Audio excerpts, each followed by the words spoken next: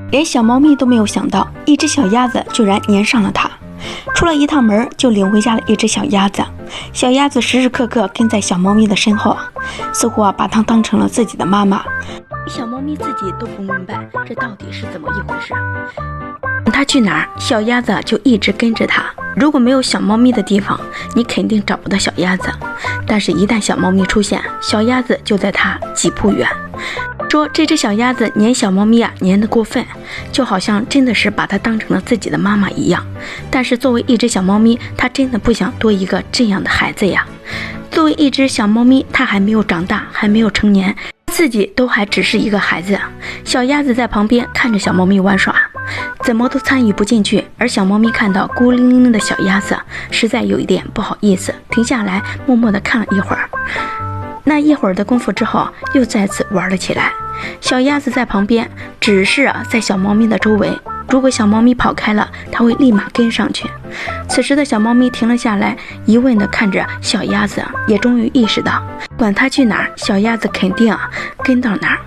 小猫咪和小鸭子在角落里，小猫咪轻轻地闻着小鸭子身上的气味，想弄清楚这只小鸭子到底是怎么回事。可是刚闻了一会儿之后，走到了另外一个地方，鸭子又再次跟了上来。只见小猫咪去一个地方，小鸭子就去；小猫咪走开，小鸭子就跟着走开。那架势真的是赖定小猫咪了。可是小猫咪也很疑惑呀，我真的不是你的妈妈。它再三给小鸭子强调，我真的不是你的妈妈。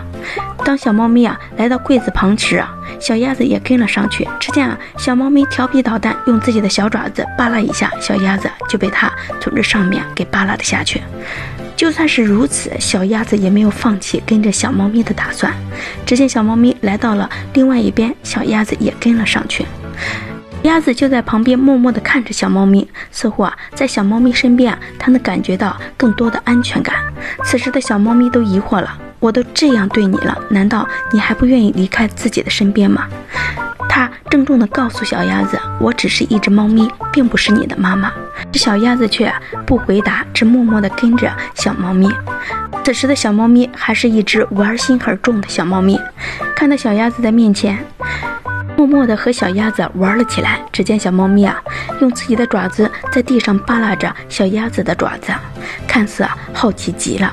毕竟这只鸭子的爪子和自己毛茸茸的大爪子相比，那是截然不同啊。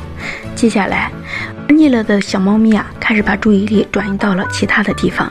只见它走到了柜子的里端，抬头看了看，似乎上面有它感兴趣的东西。而这时小鸭子还亦步亦趋地跟随着小猫咪呢。只见小猫咪和小鸭子之间的距离也越来越近了，这时候还跑到了小猫咪的怀里。此时小猫咪似乎也把小鸭子当成了最有趣的玩具一般，小鸭子在一起耍了起来。耍了一会儿之后，他发现这只小鸭子似乎没有那么多的力气，毕竟它那么小小的一只，如果自己的小爪子一拍，说不定就把这只小鸭子给拍没了。哪成想当它来到另外一个柜子里时，小鸭子也想跟着上来。